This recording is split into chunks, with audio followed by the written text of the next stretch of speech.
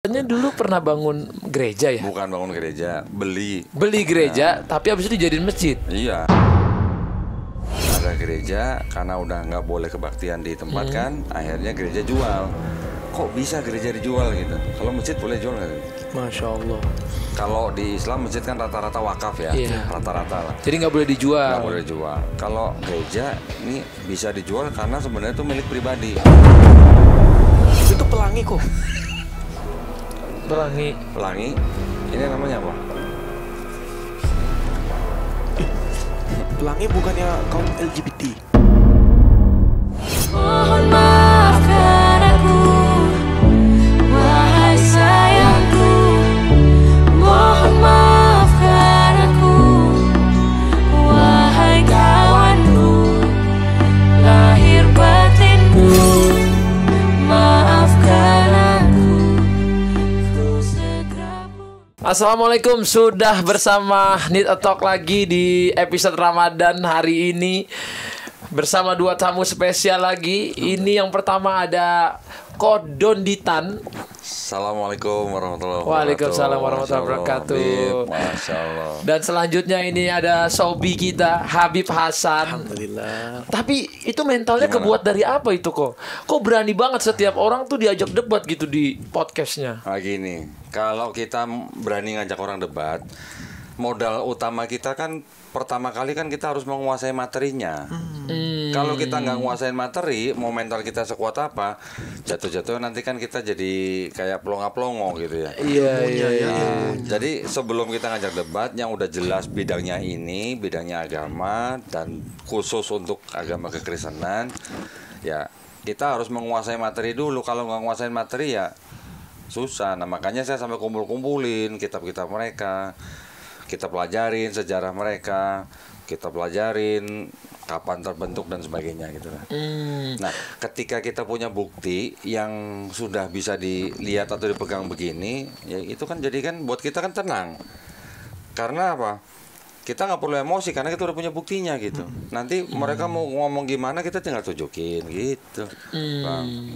Siapa tamu debatnya yang paling disukai? Siapa juga yang paling kayaknya nih wah nggak berhenti nggak habis-habis gitu? Nggak habis-habis ya. Gini sih, saya kan bergabung di yayasan pembina mualaf lah ya. Di yayasan ini saya sebagai litbang, ketua litbang. Ketua litbang dikasih tugas bang untuk debat dengan pemuka agama mereka setahun minimal 2 kali. Tapi debatnya debat yang offline gitu, tatap muka, bukan debat online gitu di TikTok atau apa enggak. Jadi kita memang harus debat offline supaya apa? Supaya kita bisa sama-sama saling menghormati.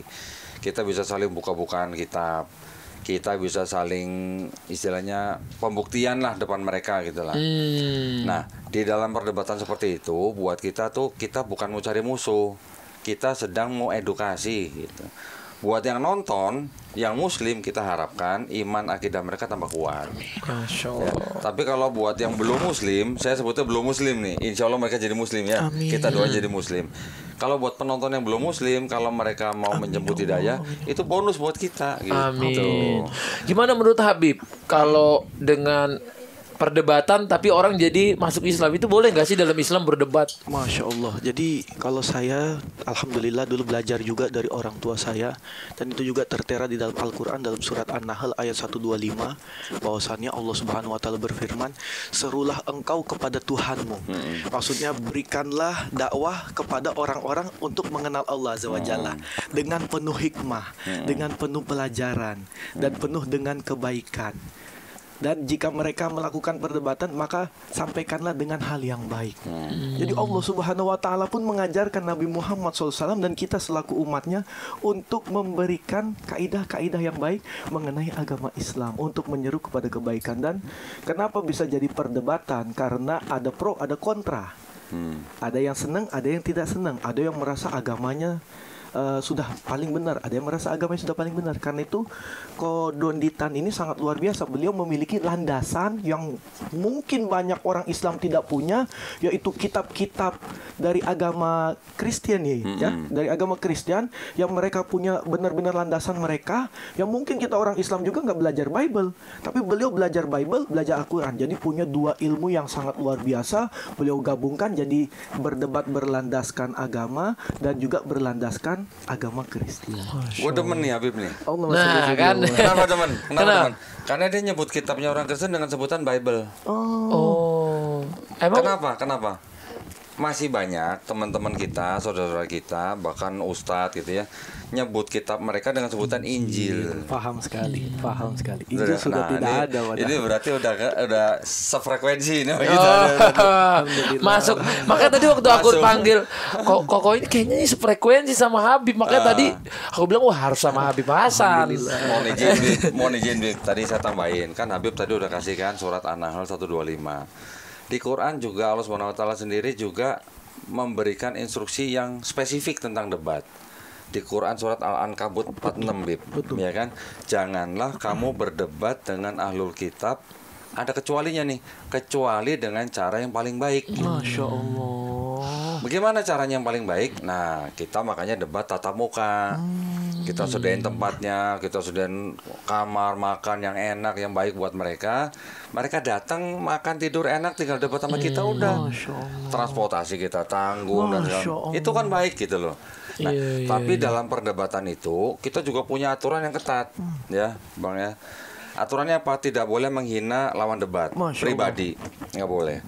Tidak boleh menghina agama orang. Masya Allah. Tidak boleh apalagi menghina sesembahan orang. Itu yang kita nggak boleh.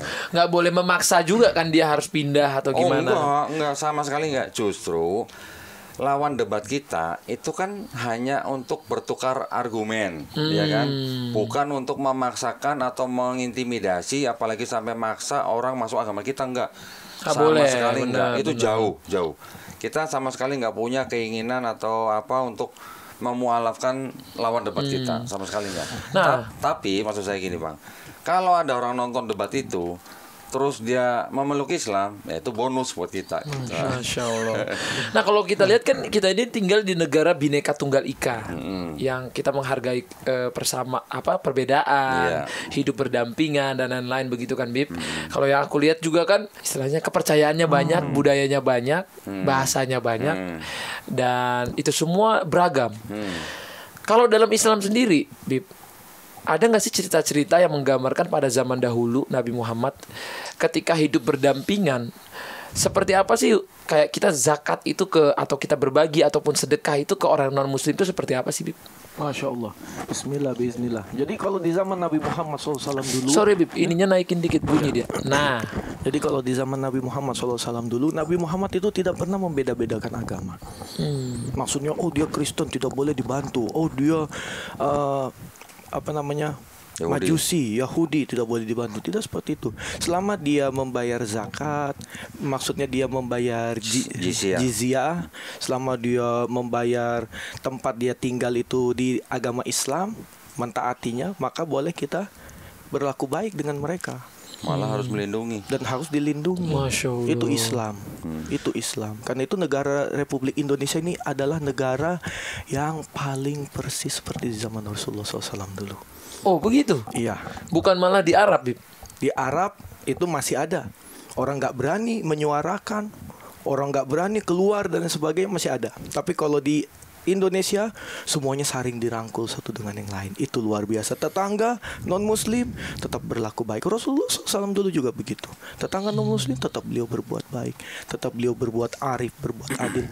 Bahkan sampai ada seorang yang, mohon maaf ya, menghina Nabi Muhammad SAW, mengata-ngatain Nabi Muhammad SAW dalam keadaan buta, nggak pernah mengenal Nabi Muhammad, tapi itu Nabi Muhammad tetap memberi makan beliau dengan, mohon maaf ya, kunyahannya beliau sendiri. Masya Allah. Orang Yahudi ya? Muhammad. Betul.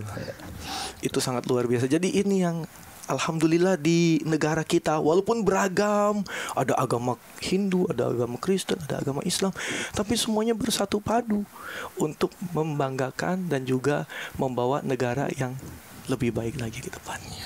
Masya Allah. Jadi sebenarnya kita itu sebagai orang Muslim boleh nggak kalau berbagi ke gereja gitu boleh kan? Boleh, Misalnya ada yang betul. lagi kesusahan atau apa gitu boleh kan? Boleh banget, Iya, boleh iya. banget. Bahkan kalau gerejanya ada yang mau dijual juga kita boleh beli, bantu gitu. Oh, iya. Nah ini berkaitan sama kisahnya. Katanya dulu pernah bangun gereja ya? Bukan bangun gereja, beli. Beli gereja, tapi habis itu dijadiin masjid. Iya, karena lagi COVID kan waktu itu kan. Ketika COVID ada gereja, karena udah nggak boleh kebaktian di tempat kan, akhirnya gereja jual. Kok bisa gereja dijual gitu? Kalau masjid boleh jual nggak sih?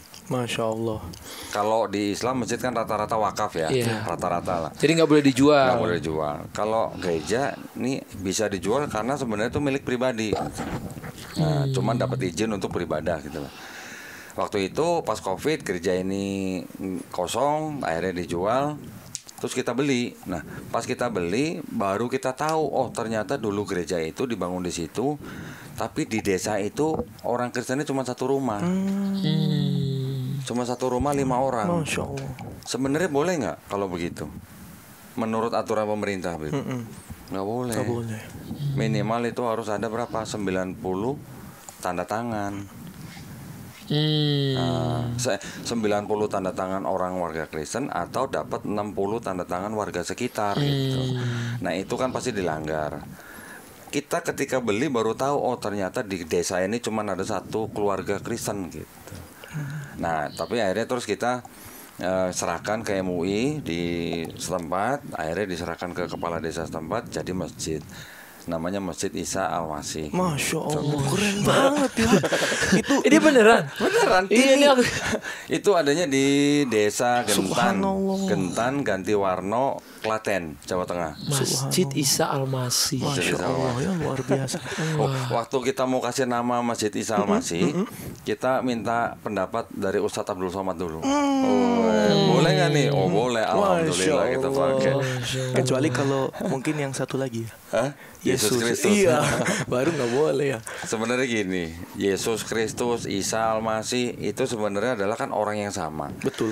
Di Quran yang terjemahan bahasa Inggris juga diterjemahkan menjadi Jesus Son of Mary. Jadi sama aja. Son of Maria ya. Boleh aja boleh. Di luar negeri mungkin juga ada masjid namanya Masjid Jesus gitu. Oh iya, Masya Allah. Boleh, tidak ada masalah.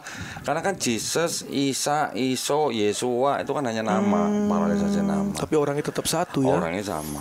Gitu. Luar biasa, ilmu baru. Ilmu baru tuh. Aku juga baru mendengar tentang ini. Jadi orangnya itu kan tinggal di Palestina, di bagian utara. Kalau orang bagian utara ada bahasa Aramaik. Bahasa Aramaik ada Aramaik utara, ada Aramaik selatan. Bahasa Aramaiknya Iso, ya. Nanti bahasa Aramaik utaranya mungkin Yesua atau Ibraninya. Orang Arab menyebutnya Isa. Orang Romawi yang saat itu sedang menjajah menyebutnya Isus karena dia bahasa Latin gitu kan. Baru di abad pertengahan timbullah kata Jesus. Karena kata huruf I yang dari huruf Latin itu dibedakan dengan huruf J. Huruf J-nya baru ditemukan tahun 1524. Masya Allah. Yang nemuin orang Itali. Masya Allah, luar biasa ya. Pengetahuannya juga tinggi. Itu 1524 baru ditemukan huruf J. Yang menemukan namanya Gian Trisino, orang Itali. Saya nggak tahu apa dia keturunan Jawa apa gimana kok ada Trisinonya, saya nggak tahu. 100 tahun kemudian baru ada kata Jesus di sebuah dokumen pengadilan di Inggris. Baru tahun kira-kira 1750 kata Jesus masuk ke dalam Bible.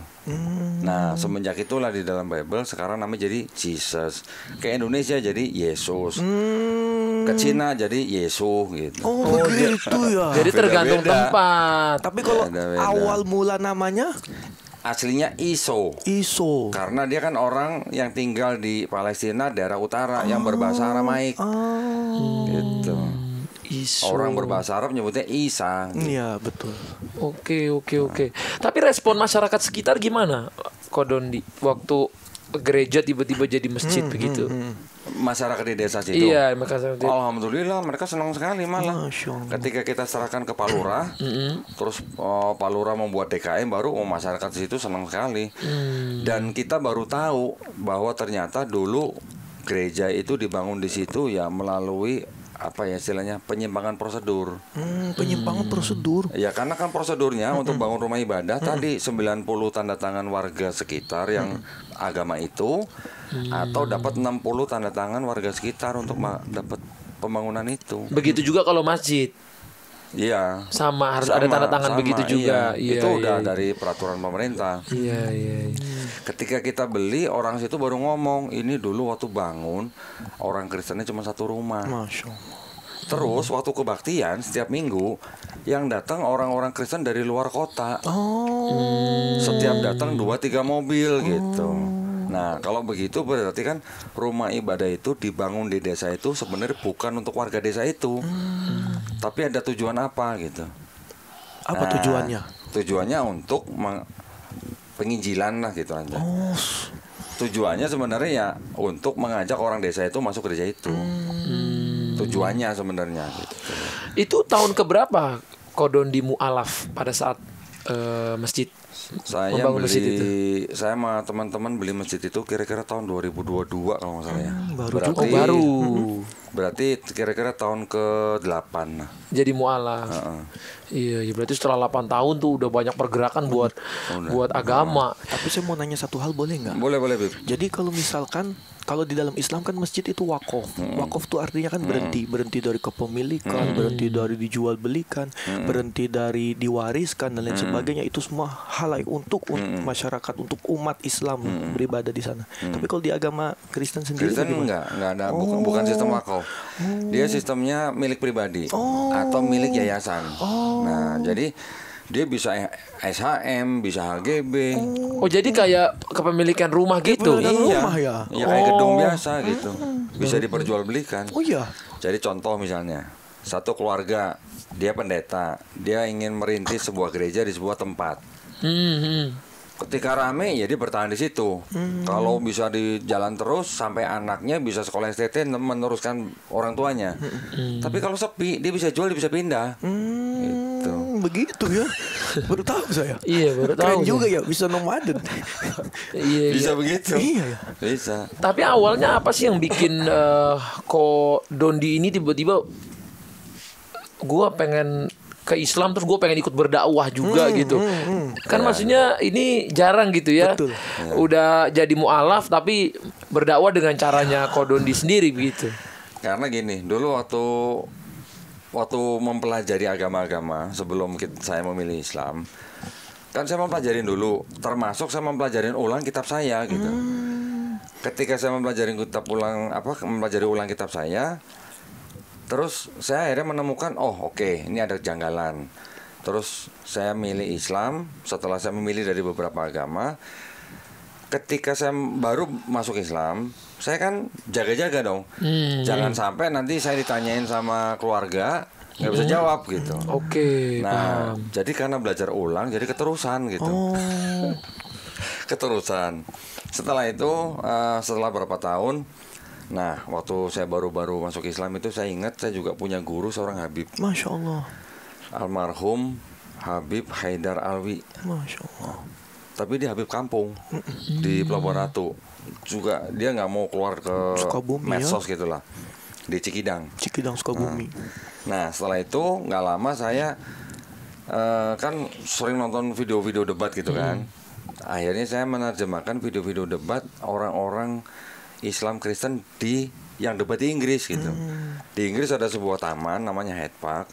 Di pojokan taman itu ada tempat namanya Speaker's Corner. Mereka berdebat apa aja tentang agama di situ. Yang banyak Islam dan Kristen gitu. Itu 2018 sampai 2020.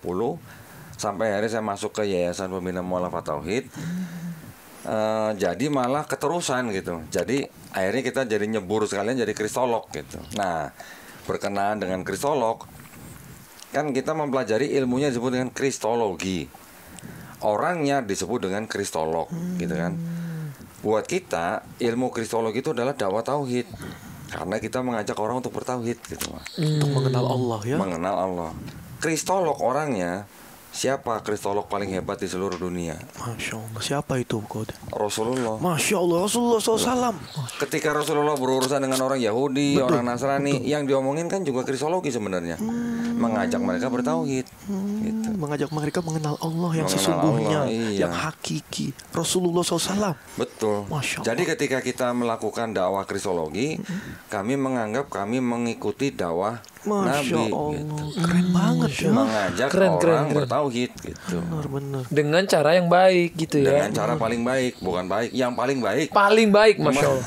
Astagfirullahaladzim. Dengan cara paling baik karena manusia Iya. yang paling sempurna. Allah Jadi nggak boleh wasallam. emosi, nggak boleh marah-marah, nggak boleh menghujat, nggak boleh menista, itu nggak boleh. Nggak boleh ya. Jadi kalau dengan ngeledek dengan apa itu nggak boleh. Menyindir. Menyindir. nggak Secara boleh. halus. Iya, iya nggak boleh ya. Karena Allah sendiri kan juga melarang kita untuk menghina sesembahan orang. Iya benar-benar. Kalau sampai kita menghina sesembahan orang, orang itu bisa menghina Allah SWT tanpa pengetahuan. Benar-benar.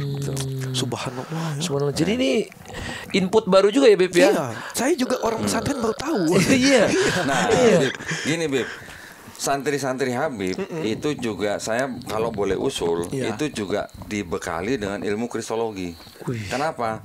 Karena ketika santri keluar dari pesantren, kalau dia tidak punya bekal ilmu kristologi, itu dia punya potensi untuk mudah dimurtadkan, walaupun lulusan pesantren. Masya Allah, luar biasa ilmu baru lagi nih. Berarti harus ada kajian ilmu baru, yaitu.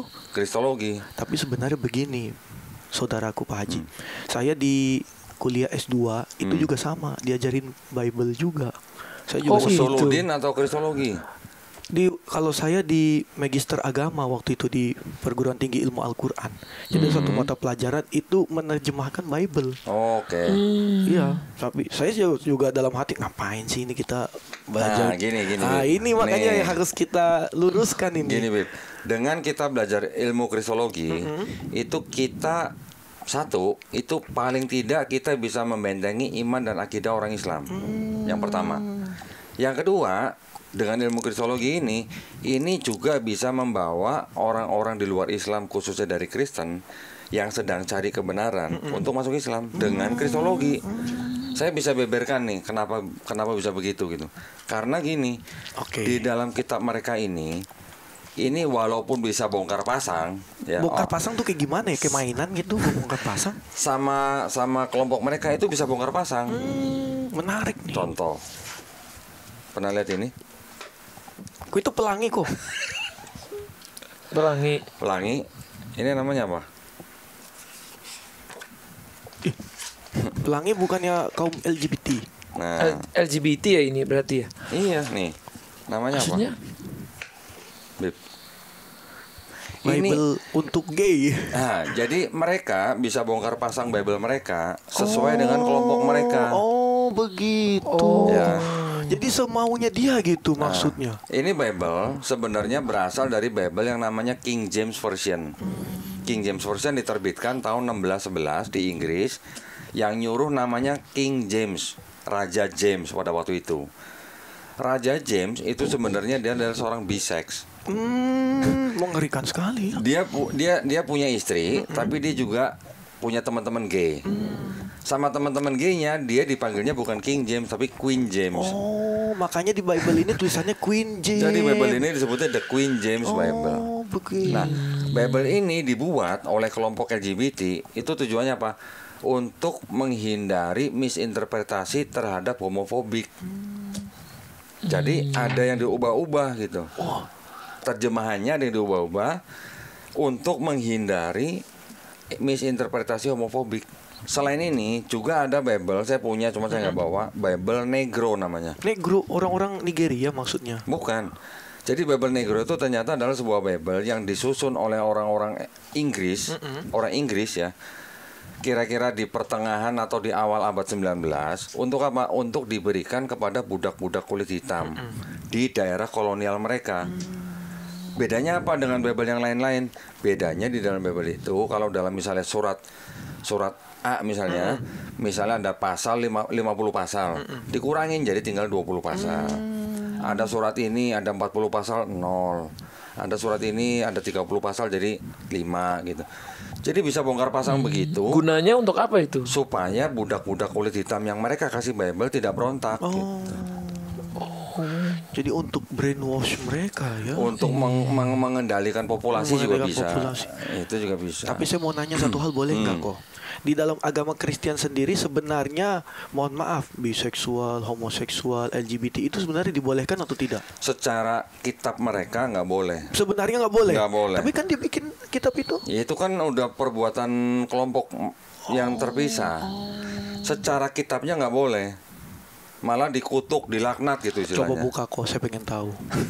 Harus cari dulu. Saya nggak hafal. Berarti dulu Habib sempat belajar juga soal Bible. Belajar Bible juga. Nih, ya nggak usah dibuka semua lah. Kita kan inget di sini juga ada cerita tentang kota Sodom dan Gomora. Iya, betul. Iya, Ya. iya. Sodom dan Gomora itu dimusnahkan oleh Tuhan karena apa? Karena perbuatan homofobik. Oh, saya catat, Berarti saya itu catat. karena dihancurkan karena perbuatan melenceng Iya, itu. iya. Nah, di sini diceritakan ada orang yang kita kenal dengan sebutan Nabi Ibrahim alaihissalam.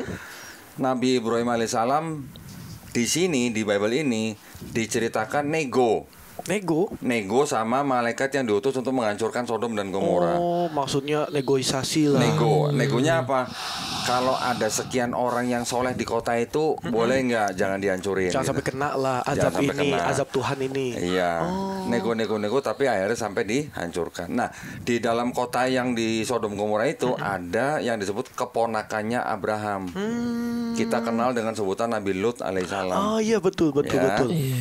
Nabi Lut alaihissalam diselamatkan dari kota itu, tapi ketika dia keluar dari kota itu, istrinya sudah dibilangin jangan nengok ke belakang. Betul. Istrinya nengok ke belakang jadi patung garam. Betul. Sampai sekarang masih ada. Nah, Nabi Lut yang diceritakan di sini setelah lepas dari kota Sodom dan Gomora itu, tinggal di sebuah gua, menghamili dua anak perempuannya sendiri. Siapa itu? Dua anak perempuannya Nabi Lut. Yang ngehamilin Nabi Lut. Ay, Jadi gimana ceritanya? ceritanya anaknya itu merasa bahwa setelah kota Sodom dan Gomora dihancurkan, mereka bilang untuk melanjutkan keturunan mereka, mereka memberi minum ayahnya Nabi Lut dengan minuman keras, terus kemudian ditiduri. Yang meniduri jadi anak perempuannya sendiri gitu.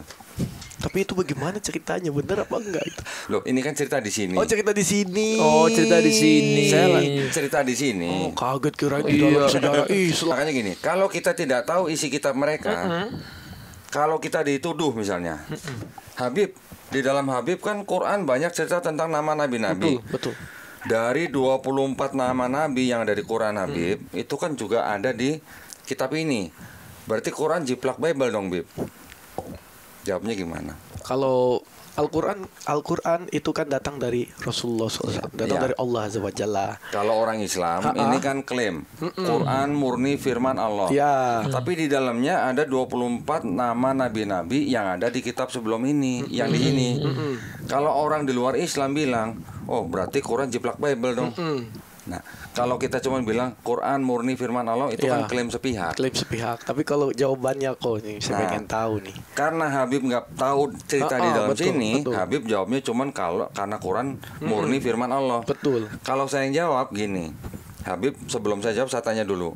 Di Quran ada nggak Nabi Lut menghamili dua anak perempuan? Nggak ada. Di Quran ada nggak Nabi Nuh mabuk anggur telanjang? Gak ada. Di Quran ada nggak Nabi Harun membuat patung sapi untuk disembah Bani Israel? Nggak ada. Yang buat patung sapi kan Samiri kan? Samiri. Makanya namanya Samiri. Di Quran ada nggak Nabi Daud berzina sama istri orang? Innalillahi, ngeri banget ya.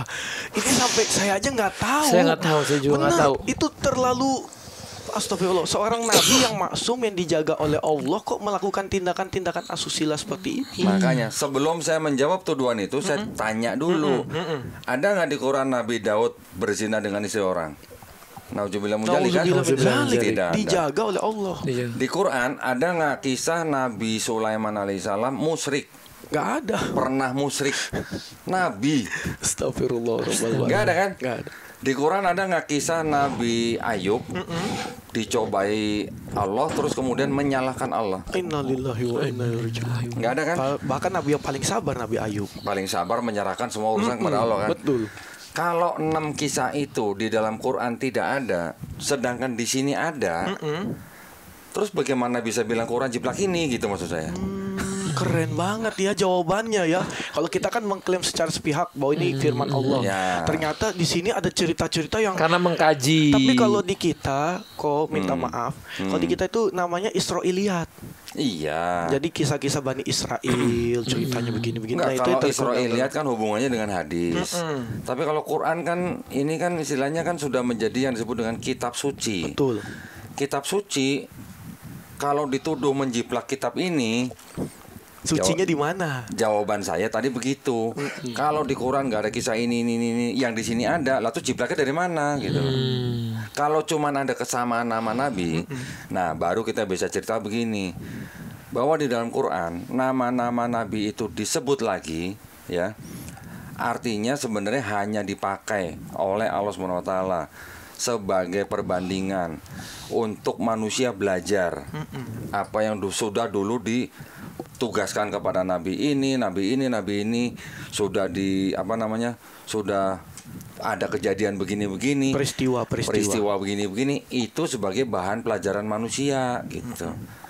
Diturunkan kisah-kisah itu pada zaman Nabi Muhammad SAW menerima wahyu supaya orang-orang pada saat itu juga mendengar dan belajar. Sampai sekarang pun kita juga masih bisa belajar kisah-kisahnya, sirah nabawi, bahkan sampai kiamat pun masih terpakai gitu bisa. Jadi bukan berarti nyontek, tapi Quran itu bukan buku cerita, bukan buku dongeng, bukan buku silsilah, bukan buku catatan sipil gitu. Tapi Quran itu adalah buku petunjuk. Masya Allah. Hudalinnas. Ya, buku petunjuk loh ya, bukan buku sains ilmu pengetahuan juga loh, Bib. Walaupun di dalamnya ada 1000 ayat sains loh. Masya Allah. Tapi Quran itu adalah buku sains, SIGNS, Sign. tanda-tanda gitu. Keren. Ini malah kita yang jadi diem ya. Wah, Iya, ini kayak ilmunya, maksudku pelajarannya aku belum pernah dapat gitu. Betul. Kan kitab itu yang wajib dipercaya orang muslim kan ada 4 ya. Betul. Ada Al-Quran yang terakhir, Injil, Zabur, Taurat. Taurat, ya. Nah ini kan kita baru bahas yang Injil. Yang Taurat sama Zabur pernah baca nggak? Nah ini gini. Waduh, sayang saya nggak bawa Ini kitabnya kayaknya orang. harus lebih panjang nih. Iya. Sayang Itu tapi saya- ada ya? Ada, gini, Maksudnya Koko punya juga? Punya gini. Masya Allah. Saya ingin klarifikasi. Ini kan ada Habib nih. Ada Habib. Kita jadiin eksperimen mau nggak? Boleh. Nah, coba kan kita kita tanya. sama-sama belajar. Sama-sama belajar. Menurut Habib, apakah yang disebut dengan kitab Taurat dan Zabur dan Injil yang disebut dalam Quran, apakah itu kitabnya orang Yahudi yang sekarang dan kitabnya orang Kristen yang sekarang? Kalau berdasarkan silsilah dan sirah dari Nabawi, sirah Nabawi, sejarah Nabi Muhammad SAW, dulu Sayyidina Umar bin Khattab pernah membawa kitab tersebut. Ya Rasulullah, ini kitab Injil. Aku dapat dari sini-sini. Dirobek sama Nabi Muhammad. Sekarang kita sudah punya Quran. Jadi itu semua sudah selesai masanya masing-masing di zaman Nabi Ibrahim, di zaman Nabi Isa dan lain sebagainya. Jadi sekarang kita mengikuti Al-Quranul Karim, dan itu dari peristiwa itu berarti Nabi Muhammad SAW sudah selesai dengan kitab-kitab tersebut. Jadi kita sekarang yang kita pelajari yang baru ini adalah kitab Al-Quranul Karim. Pertanyaannya, kan di Quran disebutkan kitab Taurat, Zabur, Injil diberikan kepada Bani Israel. Iya. Menurut Habib, yang disebut dengan kitab Taurat, Zabur, Injil, apakah itu kitabnya orang Yahudi dan kitabnya orang Kristen yang sekarang? Kalau saya sih kurang tahu ya. Tapi kalau setahu saya, maksudnya setahu saya yang di zaman Nabi Muhammad SAW dulu, yang dipegang sama Warokoh, yang dipegang sama pendeta-pendeta zaman dulu. Khairah. Iya betul sekali, luar biasa loh. Khairah yang mengetahui daripada nubuah atau tanda-tanda kenabian. Nah itu masih saya berani bilang itu kitab yang benar. Tapi itu kan 1400 tahun yang lalu gitu. Jadi kitab itu masih ada apa enggak, saya juga nggak tahu. Makanya saya nggak berani jawab itu benar atau tidak. Jadi, dengan ilmu kristologi, ketika kita bisa mempelajari sebuah kitab mereka, kapan disusun, siapa yang menulis, di mana ditulis, bahkan kita bisa mempelajari bahwa ternyata dalam kitabnya orang Yahudi itu juga ada sekolah-sekolah atau mazhab-mazhab. Oh. Jadi bukan kita aja yang punya Yang mazhab, Islam aja mereka ya? juga punya mazhab gitu. Oh ada mazhabnya juga? Ada, ya. Ketika Bani Israel dibuang ke Babel, ya Babilonia, Disitulah mereka punya mazhab-mazhab. Ada mazhab yang namanya Yahwis, Elohis, Deuteronomis, Priestly. 4 mazhab ini yang mempengaruhi atau yang menjadi sumber kisah ke dalam kitabnya orang Yahudi. 4 sumber. Karena ada 4 sumber di dalam 5 kitab Musa, Kejadian, Keluaran, Imamat, Bilangan, Ulangan. 4 sumber kisah masuk ke dalam sini. Makanya di dalam 5 kitab ini banyak kontradiksi. Karena sumbernya 4 gitu. Ya. Jadi ketika kitab orang Yahudi ternyata disusunnya baru di abad 5 sebelum Masehi, abad 5 tahun 450 sebelum Masehi. Beda jaraknya sama Nabi Musa 1000 tahun. Betul. Beda jarak sama Nabi Daud alaihissalam 500 tahun. Berarti apakah kitabnya orang Yahudi yang sekarang kita bisa lihat, kita bisa pegang, apakah itu yang disebut dengan kitab Taurat yang disebut dalam Quran? Bukan. Nggak bisa. Nah, berarti bukan. Begitu juga yang kitabnya Kristen. Kitab Kristen ditulis kira-kira paling cepat 40 sampai 70 tahun setelah Nabi Isa alaihissalam diangkat. Berarti itu bukan tulisan Nabi Isa. Bukan tulisan saksi mata langsung. Bukan tulisan juga orang yang mengenal saksi mata langsung. Berarti yang disebut dengan kitab Injil dalam Quran bukan kitabnya orang Kristen yang sekarang. Gitu maksudnya. Jawabannya langsung terjawab. Satu lagi. Tapi mohon maaf. beliau berani. Berani ini sensitif sih. sensitif, Sebenarnya itu kan bener. sensitif dan banyak orang pasti akan pasti kalau yang nontonnya mungkin Muslim mungkin dia akan gampang mungkin aja bisa terima. Tapi kan kalau yang nonton non Muslim juga mungkin akan ada jawaban mereka sendiri setiap nonton. Nah kalau menurut Habib sendiri kan sebelum orang misalnya masuk Islam itu kan ada yang katanya Tuhan turunkan tuh hidayah. Nah hidayah itu. Nah kalau menurut Habib tanda-tanda hidayah itu turun tuh apa? Masya Allah. Memang Rasulullah SAW menyebutkan salah satu tanda hidayah itu turun. Yang pertama kita sering menangis. Sering menangis. Berarti Kodondi waktu itu dapat hidayah apa sering menangis? Enggak. Nah, coba kita tanya. Hatinya lembut. Oke. Jadi merasa bahwasannya ini tuh ada yang salah dengan diri saya. Oh. Saya nangisnya ketika saya sudah hafal beberapa surat Quran. Terus saya sholat sendiri dengan surat-surat itu yang saya pengen hafalin. Dan setelah mencoba sekian waktu akhirnya hafal, itu saya seneng.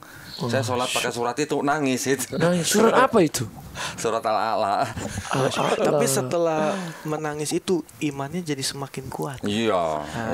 Itu dia. Menangis. Terus apa lagi Bib? Siapa tahu kan yang nonton dia, oh saya lagi dapat hidayah nih, Iya, tanda-tandanya apa sih Bib gitu. Senang berbuat baik. Oh senang membuat baik. Itu sama dengan hidayah juga. Hidayah itu hadiah dari Tuhan. Masya Jadi itu Allah. memang benar-benar haknya Allah. Gak bisa lewat Nabi, gak bisa lewat Rasul, gak bisa lewat Nggak Habib. bisa. Jadi cuman hak dari Allah. Iya, Iya. dan itu tanda-tandanya seperti itu. Jadi senang berbuat baik, bukan sama sesama Kristiani saja, tapi sesama semuanya, semua masyarakat, kepada hewan aja dia senang berbuat Masya baik. Allah. Jadi walaupun kita lihat ini non Muslim tapi dia senang berbuat baik itu berarti hidayah lagi turun. Benar. Masya Tinggal Allah. dia mengucap syahadah. Yang selanjutnya apa dua itu aja Bib? Masih banyak sebenarnya. Oke. Banyak sekali. Terus dia selalu mengingat kembali kejadian-kejadian dia di masa lalu. Ini saya salahnya di mana sih? Saya tidak pernah merasakan ketenangan. Itu salah satunya Allah ingin memberi hidayah kepada beliau. Mungkin itu tadi jawaban dari pembahasan kode. Ya, selalu ketika Dondi. membuka, mungkin mohon maaf ada ajaran mereka dan lain sebagainya, mereka merasa, oh ini apalagi ditambah lagi dengan ilmu pengetahuan kristolog dari Kodondi juga, itu yang membuat mereka akhirnya menjadi, oh saya harus belajar lagi. Nah ini salah satu hidayah itu akan turun. Ya, jadi gini, yang tadi yang 2 poin yang manfaat ilmu kristologi itu, yang kedua tadi yang bisa membawa hidayah untuk orang-orang di luar Islam. Yang saya maksud adalah begini, Bib. Di dalam kitab ini, ya, ini kan terdiri dari 2 bagian, Perjanjian Lama dan Perjanjian Baru. Yang Perjanjian Lama ini sebenarnya punya orang Yahudi. Ya, yang di Kristen, kitabnya orang Yahudi itu dengan beberapa proses akhirnya menjadi sebagian daripada kitabnya orang Kristen, menjadi bagian daripada kitab orang Kristen. Ya, di dalam kitab orang Yahudi itu sebenarnya masih tauhid ajarannya, Bib. Seperti apa tuh, kurang paham saya. Contoh misalnya ada di surat Ulangan pasal 6 ayat 4, Shema Israel Adonai Elohenu Adonai Ehad. Adonai Elohenu Adonai Ehad sama dengan Kul huwallahu ahad. Allahu samad. Kul Allah itu huwallahu sama. ahad gitu, sama dengan Adonai Elohenu Adonai Ehad. Nanti ada lagi di Bilangan 23 pasal 19, Tuhan bukan manusia, Tuhan bukan anak manusia. Masya Allah. Sama dengan lam yalid wa lam yulad. Betul. Nanti ada lagi di 1 Raja-Raja 8:27. Langit yang mengatasi segala langit tidak dapat memuat engkau Tuhan. Ya. Ada lagi nanti di Keluaran 9 ayat 14. Tidak ada sesuatu apapun yang serupa dengan aku di bumi. Masya Allah. Sama dengan walam yakullahu kufuwan ahad. Kufu. Tidak ada yang sekufu. Jadi masih banyak yang sama dengan Quran. Artinya konsep ketuhanannya sama. Konsep keselamatannya juga sama, Bib. Keselamatan maksudnya? Ya kita kalau di dalam Islam kita mau masuk surga ya kita harus melakukan amal soleh, ibadah, bertobat. Ada juga. Ada bertobat begitu kan? Di sini juga sama di kitabnya orang Yahudi ya maksud saya yang sekarang jadi PL-nya orang Kristen. Di sini juga ada yang namanya kata-kata begini, bertobat lebih baik daripada mempersembahkan hewan kurban. Bahkan ada ayatnya begini di surat Yesaya pasal 1 ayat 16 sampai 18. Basuhlah, jauhkanlah perbuatan-perbuatan jahatmu dari depan mataku, gitu bilang. Ya, berarti apa? Basuh itu apa? Bersihkanlah dirimu. Wudu, iya betul. Bersuci. Wudu, bersihkanlah dirimu, jauhkanlah perbuatan-perbuatan jahatmu dari depan mataku, mata Tuhan maksudnya. Belajarlah berbuat baik. Berhentilah berbuat jahat, kendalikan orang kejam, usahakan keadilan. Apa itu Bib kalau bukan amar ma'ruf nahi mungkar? Betul. Nyambung kan? Betul. Setelah itu apa lagi? Belalah hak anak-anak yatim. Masya Allah. Perjuangkanlah perkara janda-janda. Masya Allah. Ada juga di situ. Nih ya, ini udah, ini sama kan dengan di Islam kan sama. Setelah itu baru ada kalimat begini. Baiklah, mari kita berperkara firman Tuhan tulisnya. Ya. Jikalau dosamu merah seperti kirmizi akan menjadi putih seperti salju. Seandainya dosamu merah seperti kain kesumba akan menjadi putih seperti bulu domba. Bedanya apa Bib sama di Islam? Betul. Sama.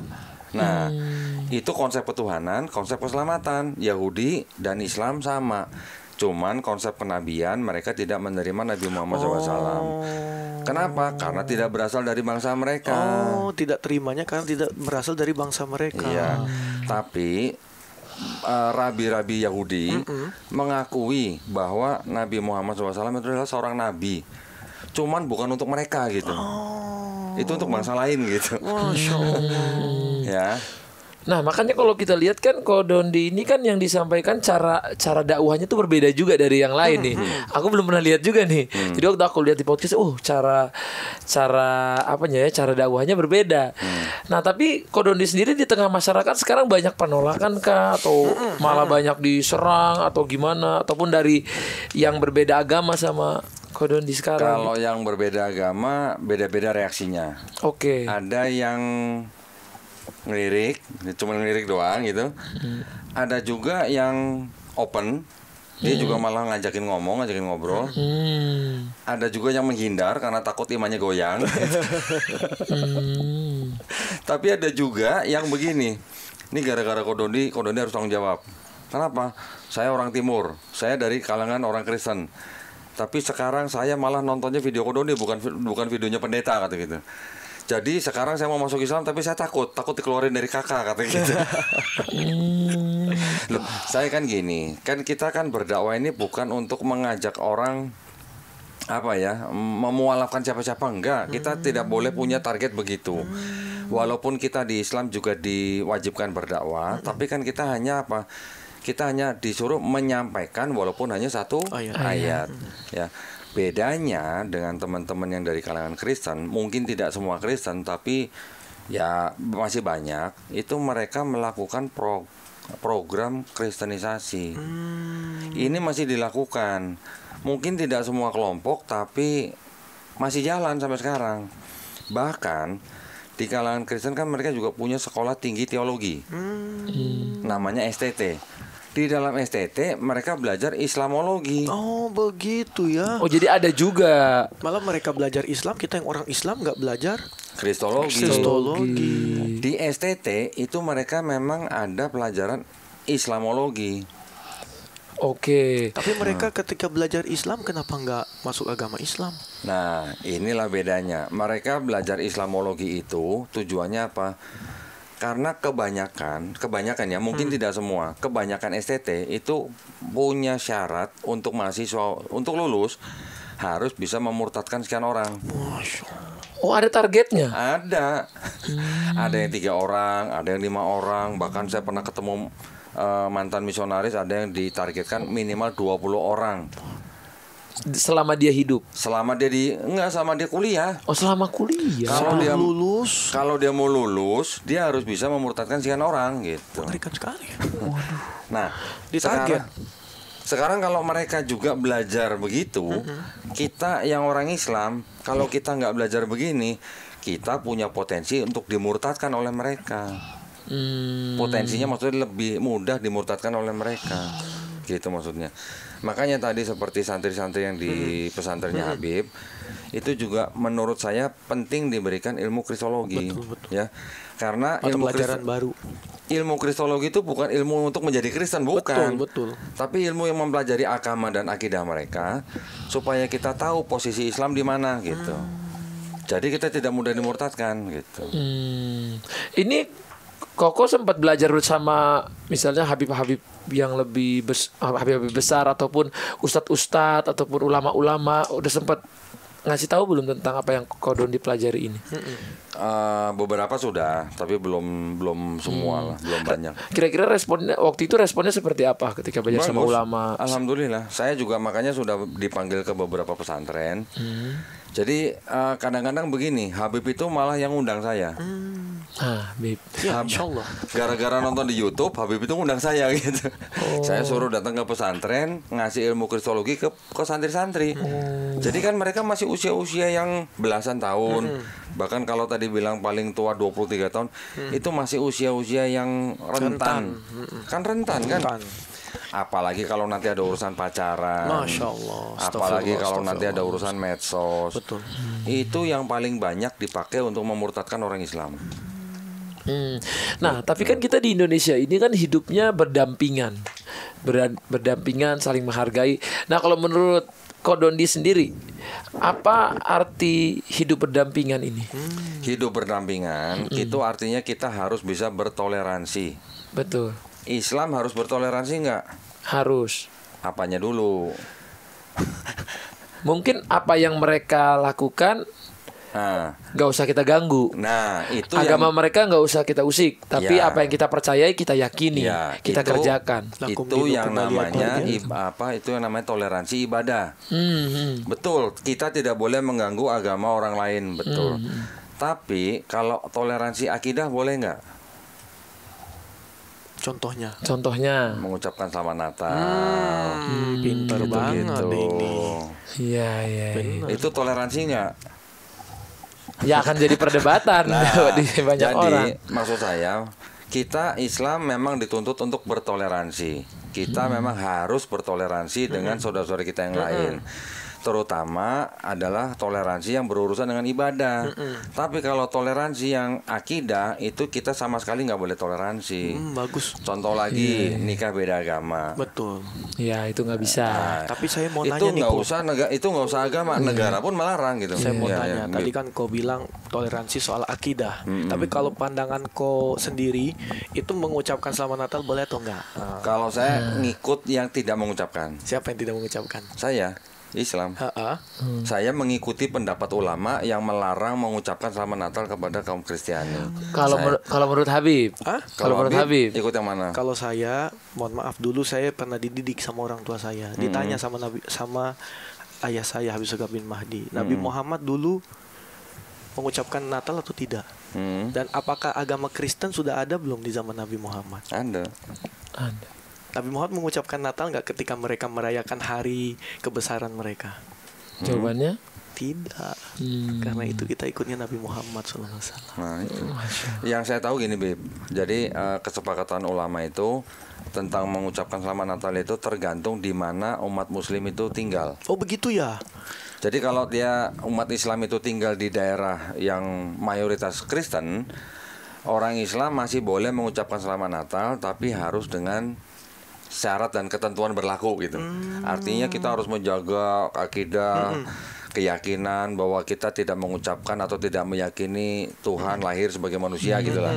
Seperti itu. Iya betul. Tapi kalau kita tinggal di sebuah negara yang Islamnya mayoritas, ulama mengeluarkan fatwanya kita tidak boleh mengucapkan selamat Natal kepada kaum Kristiani di negara itu yang Islamnya mayoritas. Oh, ini ada juga nih, saya baru dengar juga Berarti begini. kalau di Indonesia difatwakan oleh ulama Iya. nggak boleh dilarang. Iya. Nah, kita bisa merujuk nanti ke MUI gitu. Dahsyat Nah, juga ya.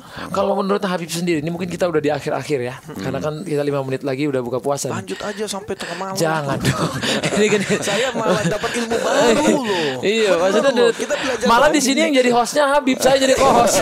Soalnya Habib yang nanya. Tapi Habib berbakat juga. Saya tertarik. Iya, soalnya kayaknya ternyata Habib itu berbakat, malah Habib yang nanya mulu, saya diem aja nih. saya malah masih mau tanya yang baik. Iya, jangan waktunya 5 menit, Bib. Yang gay Bible itu gimana ceritanya membolehkan, sedangkan Iya, iya. kaum Sodom sudah dilaknat, kaum Nabi Lut. Waduh, itu Nah, kalau Habib sendiri, Habib ini kan Habib kan banyak juga pasti di pesantren itu donatur bukan hanya dari Muslim dong. Iya betul betul. Berarti betul. kan Habib diterima juga dari kalangan non Muslim, dari etnik-etnik yang lain gitu ya. Disenangi, mungkin bisa juga disayangi pesantrennya. Iya. Kalau menurut Habib itu seperti apa? Kalau saya mohon maaf ya, memang kembali orang tua saya dulu menerima semua donasi dari kaum muslimin ataupun dari non muslim. Alhamdulillah salah satunya di pesantren kami Al Asyirah Nur Iman itu donaturnya itu Yayasan Buddha Suci. Oh. Orang-orang Buddha. Bahkan sampai membangun 24 kelas. Jadi tidak dipungut biaya sama sekali. Menarik kan? Ya. Benar-benar Bhinneka Tunggal Ika. Tapi ini juga sudah diteliti, sudah ditulis di dalam tesis abang saya juga mengenai toleransi beragama.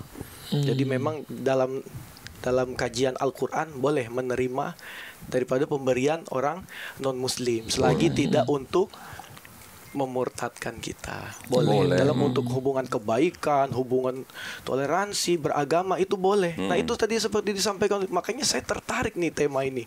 Sama seperti yang disampaikan oleh Pak Haji, ini luar biasa. Amin, kita doakan beliau haji. Amin. Jadi begitu, atas dasar kemanusiaan, saling bantu, saling support satu dengan yang lain, selagi tidak mengajarkan akidah-akidah atau agama-agama tertentu boleh diterima. Kan kita gini, kan kita tidak dituntut ketika kita mau menolong orang kita tanya dulu agama lu apa? Kan enggak. Betul. Siapa Semua aja. manusia kita harus bantu gitu. Iya. Bahkan kita sebagai orang beriman tidak dapat dikatakan beriman kalau tetangga kita ada yang kelaparan. Betul. Dan tidak Apapun disebutkan agama. agamanya. Iya, apapun agamanya. Betul. Apapun agamanya, kalau ada yang kelaparan kita nggak bisa disebut orang beriman. Betul. Dan Yayasan Buddha Suci ini membantu dengan tulus. Bukan hanya di pesantren saya, ada di pesantren-pesantren lain. Dan mereka juga menyampaikan, mohon maaf cerita juga sama ayah saya, Bib, kita ini malah kepingin supaya kita ini yang berbuat baik aja lah. Agama Islam menerima aja. Karena surga kita sempit, Bib, katanya gitu. Kata siapa? Katanya orang-orang Buddha ini. Kenapa gitu? Kata surga kita sempit, Bib. Jadi kita ini berlomba-lomba dalam kebaikan, katanya beliau. Dharma. Dharma apa namanya? Dharma kehidupan. Dharma kehidupan. Jadi supaya dia bisa masuk surga karena surganya sempit. Kalau misalkan nggak masuk surga nanti dia reinkarnasi lagi reinkarnasi. Jadi itu kalau di dalam agama Buddha makanya tidak ada, mohon maaf, Nggak apa-apa terus. tidak ada niat untuk memasukkan ke dalam agama Buddha ataupun Kristenisasi. Yang tidak boleh kita terima itu ketika mohon maaf ada di daerah Cianjur kasih Indomie, kasih beras, kamu harus masuk agama Kristen.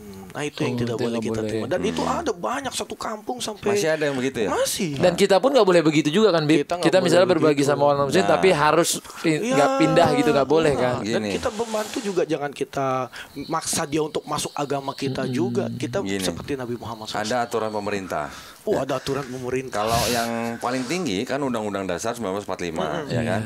Undang-Undang Dasar 1945 pasal 29 ayat 2 itu menjamin hak warga negara untuk memilih dan menjalankan agama dan kepercayaan masing-masing. Tapi di tahun 79 itu ada yang namanya keputusan bersama dua menteri. nomor 1 tahun 79 yang mengatur apa? Tentang pensiaran agama.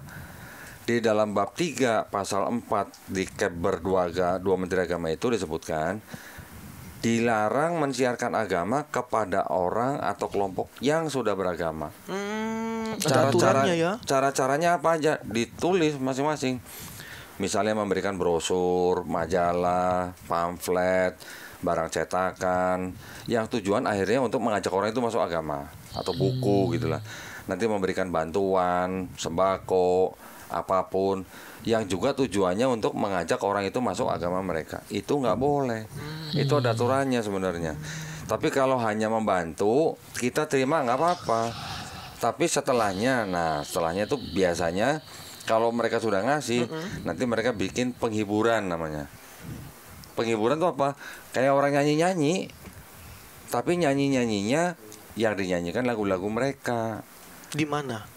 Di tempat-tempat biasanya kalau ada bencana alam, ya udah ngasih bantuan nih, nanti mereka ngundang teman-teman atau anak-anak atau adik-adik untuk nyanyi-nyanyi seperti orang penghiburan gitulah, supaya lupa gitulah. Tapi yang dinyanyikan lagu-lagu gereja, itu yang nggak boleh. Nah, jadi yang memang boleh mestinya lagu yang bisa diterima semua aja ya. Iya, lagu Niji gitu ya. Niji. Menarilah dan Itu terus bagus. tertawa. Lagu Atta Iya. Halilintar, Torang Indonesia. Oh iya, orang Indonesia. Karena itu lagunya yang nyanyi ada yang muslim, ada yang non muslim, Merah semuanya. darahku Indonesia. Betul. Iya. Ya kira-kira luar biasa. Hari ini kita sampai saking serunya udah ditulis itu 2 menit lagi azan ya. Jadi kita sebenarnya nih Habib kayaknya masih banyak yang pengen Itu yang ditanyain. saya pengen tanya tuh yang itu apa kek lapis. Iya, aduh. Kan itu Kue tua lapis. nih kan kue lapis. Nanti mungkin kita cari lagi waktunya. Karena Ko Dondi ini juga pembahasannya kayaknya masih berapi-api banget. Dahsyat loh, keren. Dahsyat. Jadi memang ini satu yang baru juga mungkin. Ya mohon maaf juga nih kalau teman-teman yang nonton ini kan versi orang berbeda-beda ya. Tapi yang pasti di sini kita cuman manusia biasa ya, Bib, apalagi aku. Yang pasti kita mencintai perdamaian di sini, tidak pengen ada hal-hal yang perselisihan. Tapi ini yang diceritakan tadi kalau aku lihat tadi banyak history dan juga yang menurutku aku jadi tahu gitu. Kalau menurut Habib juga begitu ya. Wah, saya mohon maaf ini ilmu baru bagi saya. Iya. Jadi saya bisa menambah teman-teman dari Kristenisasi, dari Buddha, dari agama Islam juga agar kita sama-sama saling rahmatanil alamin. Rahmatan lil alamin. Betul. Itu yang goalsnya. Terima kasih sekali lagi, sehat selalu Kang Dondi, Koh Dondi, Sama-sama. malah Kang Dondi, Koh Dondi dan Habibku. Kita ketemu lagi nanti malam main bola. Bismillah, mantap. Assalamualaikum warahmatullahi wabarakatuh. Waalaikumsalam warahmatullahi wabarakatuh. Kita berbuka dulu ayo. Ayo. Pulang, tunggu